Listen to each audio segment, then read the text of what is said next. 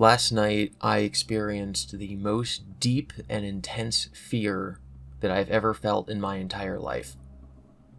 I am very privileged and have never been in a circumstance in which somebody has actually wished harm on me before. I've never had a weapon pointed at me, nothing like that.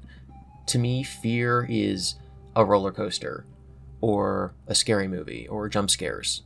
And this exists in that same realm. I'm not talking about physical fear for my safety. I'm not talking about the real things that people around the world do experience every single day. I'm not trying to make light of those.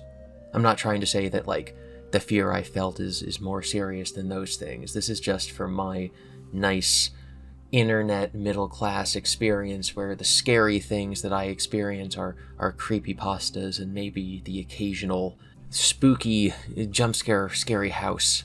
It's the kind of fear that people desire when they go to see a scary movie or watch a Let's Play of Markiplier playing Five Nights at Freddy's. I have another video on this channel where I talk about my ghost story. That's when I was at my father's house and I thought I saw a reflection of a face through a glass hutch down a hallway behind me. And I do a double take and I see the face, and then I hear a door slam down that hallway. And I grab my brother, and we grab butcher knives, and we go and try to find the ghost. Actually, at the time we thought it was an intruder, but we go and find him, and there's nothing there, and so the conclusion is that it must be a ghost. Haha, funny. And then the next morning, I'm out, I'm in the house, I'm the only person awake, and there's this shelf in our kitchen, and a big plate falls off the shelf and hits me in the head. And the joke is that the ghost got me. Ha ha. And so I have a whole video about that. I'll link it in the description. This is so much scarier than that. And I can't really put into words why. I can only tell you what happened and how I felt. Last night, around 9 p.m., I was sitting at my computer. I was Discord messaging several of my friends, and I was working on a Photoshop project that I'm doing for my channel. I don't know why I said it that way. I was making thumbnails. So I was in my office. I was here in this office at this computer, the same computer I do all of my work at. I have multiple monitors. I was talking to people. I was watching a YouTube video. I was doing work. I had my phone where I'm texting my high school friends in a group chat that we have. And I get a notification. And the notification is in a separate group chat that hasn't been active in over a year. Me, my friend Eric, who's my co-host on my podcast Slappindippity, and my brother had a group chat that we created to talk about Attack on Titan spoilers back when the show was airing. We haven't touched it since the show ended.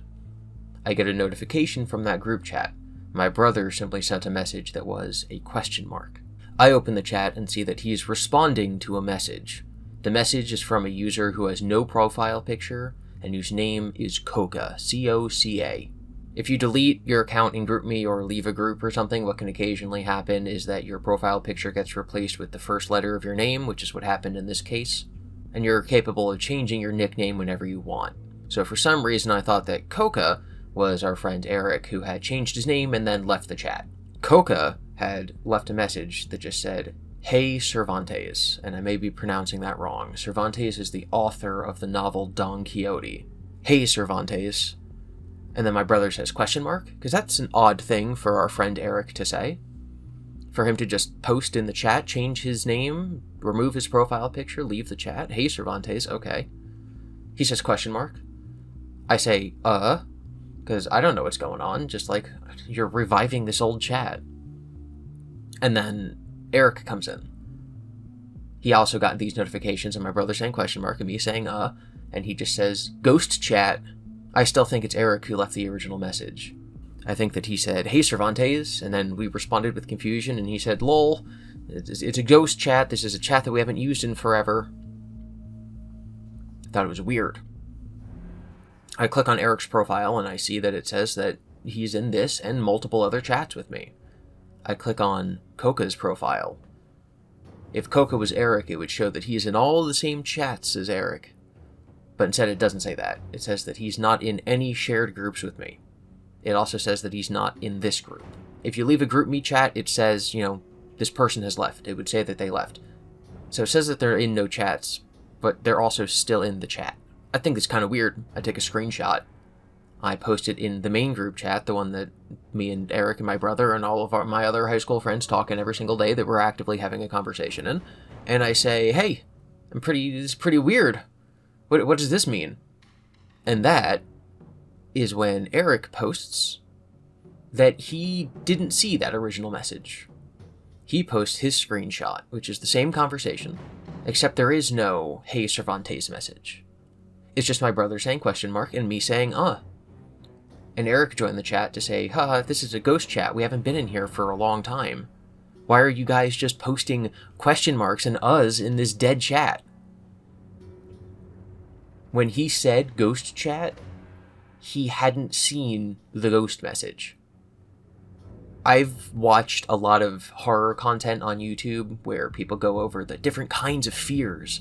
People are trying to explain just what makes Jaws scary. People try to explain just what makes horror games, what makes Mr. FNAF Freddy Bear scary. Why are we scared of anti-piracy screens? Why are we scared of fake anti-piracy screens for video games? Why is every copy of Mario 64 personalized? What is the foundation of horror? Why are we scared of mannequins? Why this? Why that? What is fear? And I like those videos. I love those videos. I watch a bunch of just like, let's read some creepypastas, but like in a scary way. And then also, let's read some creepypastas, but in a funny way. And I've heard these academics, these fear experts, these complete nerds talk about the strange feeling that you get when you play an old Halo 2 map, but the only person there is you. It's empty and there's no one else around, but there should be. It's a liminal space. That's not what liminal space is, but that's basically what it's come to mean. I've never played Doki Doki Literature Club. I think I watched Markiplier play it, and it's like, it's fine, it's whatever. But again, I've seen these video essays about the fact that the game, it breaks the fourth wall. It does things a game shouldn't do. The whole time you think it's one kind of game, but it's actually another, and it's like it's responding to you, the player. So at the end, oh my god, when Monica starts like reading your Steam name and talking to you, the player, instead of the character, isn't that just the scariest thing in the world? Because the technology can see you through the screen. I'm just like, okay, nerd, it sounds right, I guess. It doesn't scare me. It didn't scare me. I legitimately thought I was gonna die, which is obviously not a rational response to have to this text message, but what I mean is that the fear that I felt deep down coursing through my entire body was really the only time in my life I felt like the freeze response, the, fight or flight freeze, and I felt freeze. I felt like if I moved, something terrible would happen. I felt like there was something right behind me, and if I moved, I was literally dead. Which, again, logically doesn't make sense, but I'm sitting here trying to logic my way out of something that is purely emotional. So the question isn't, was that a rational thing to feel? The question is, why was I so scared? I guess because I'm like a millennial nerd, that most of the experiences of this kind of thing that I see on YouTube are going to be like video game or internet related. The reason that the character Herobrine in Minecraft creepypastas is so scary is because if you're playing an offline Minecraft world, you don't expect there to be other players. You think you understand the limitations that the game has, that there's going to be enemies like spiders and creepers and zombies. But to see another character who looks like you, who is either a glitch in the game or another player, is scary. And then you have to ask yourself the question of, is it another player or is it like a ghost? And either one is scary, because there shouldn't be another player here. They shouldn't be capable of doing that. Monica shouldn't be able to talk to you because you're the person playing the game. That shouldn't happen. When you're walking around a Halo 2 map, you're always kind of primed to see other characters there walking around because you played so much online back in the day that there should be other people there, but there's not. And so that makes you think that your greatest fear in that moment would be to see another player there. An experience you've had a million times before, but in this context where they shouldn't be there, it's scary. People talk about like how spooky it is walking around a shopping mall at night. There's no one there, the lights are off, there might not even be music. It's something you're familiar with, but in a different context, and that's scary and weird for some reason. So when I was in a group chat that only had 3 people in it, and a 4th person sent a message,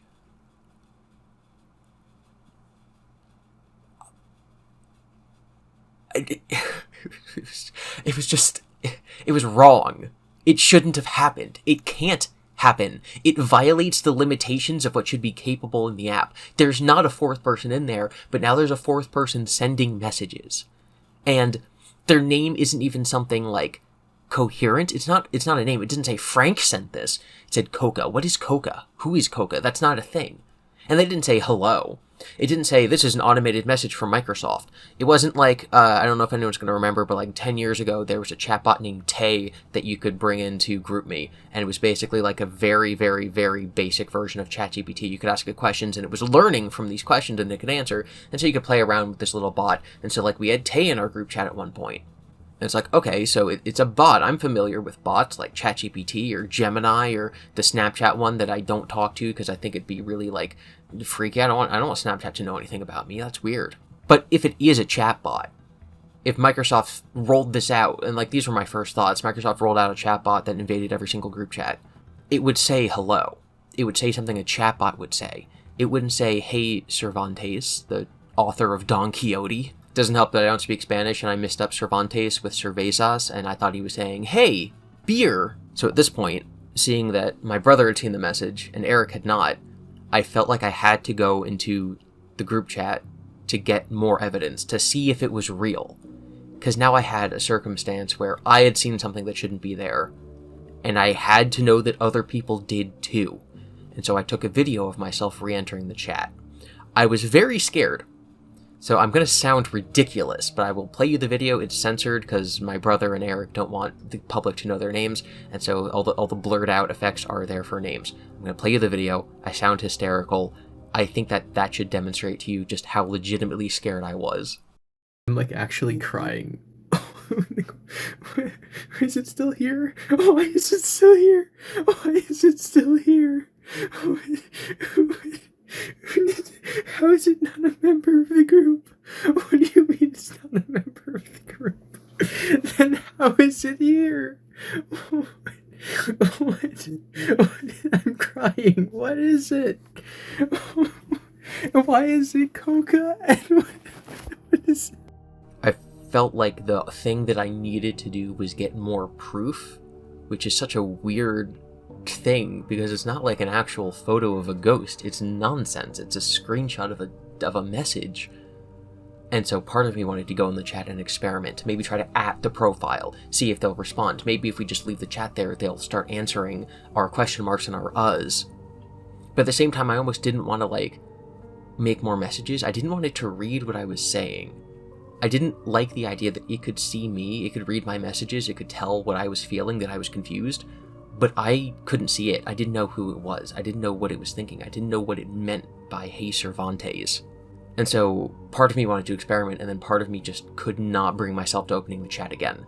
And almost thankfully, I didn't have to, because my brother had the exact same feeling, and he, as the admin of the chat, deleted it.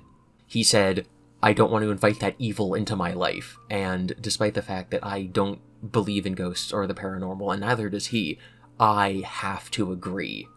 It was just weird, and I didn't like that it existed, and I'm so grateful now that I didn't go and mess with it, and I don't even know why, and I can't even put into words why, or what it meant, or if it's anything at all. All I know is that I was scared.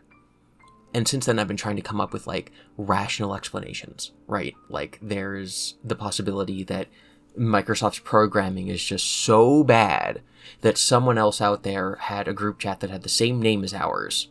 Our group chat was named Peak Fiction because people were calling Attack on Titan Peak, and Peak is also the name of an Attack on Titan character, and so we called it Peak Fiction.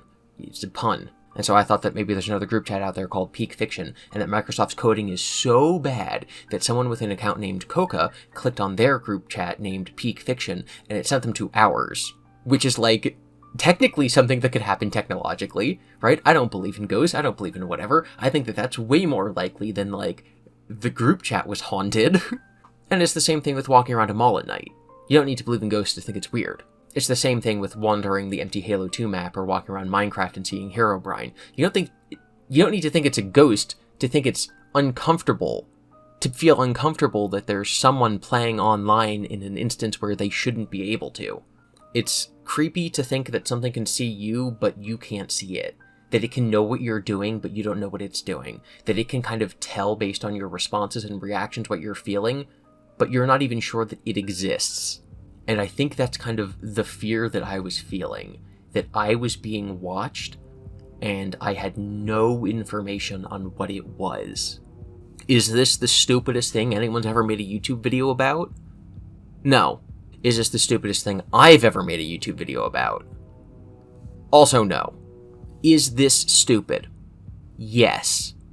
I just feel like if I ever have to talk about, like, the things that I find scary, which I plan to do, I actually have a video about that planned that kind of gotten pushed back because I'm focusing so much on, like, my book reviews and analysis.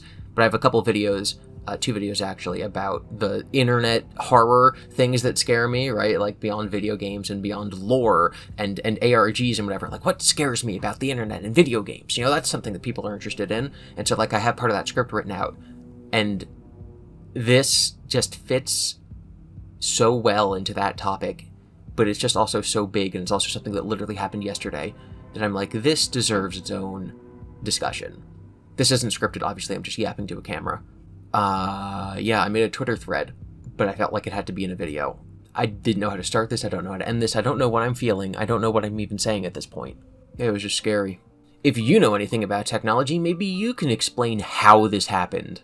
Or maybe something similar happened to you. Someone responded to me on Twitter saying that they got a notification on Snapchat that their dead relative had joined. What had happened is that someone was assigned the same phone number as their dead relative, which was still in their contacts, and so it just said, oh, this person's now on our Snapchat app, which is obviously unsettling and, like, you know, probably makes you feel bad, but that's obviously not what happened here. Imagine that, like, that immediate sense of, like, something's wrong, dread that would happen in that example, but then extend that out for like 2 hours where you're trying to figure out what's going on, and then you don't get an answer. You don't get a reasonable explanation. And even if there is one, which again, I'm sure there is because I don't believe in ghosts, even if there is one, it doesn't change the fact that I felt legitimate fear more so than from any movie, video game, or roller coaster I've ever experienced. And that feeling doesn't leave you. But this video does leave you because it's over. Bye.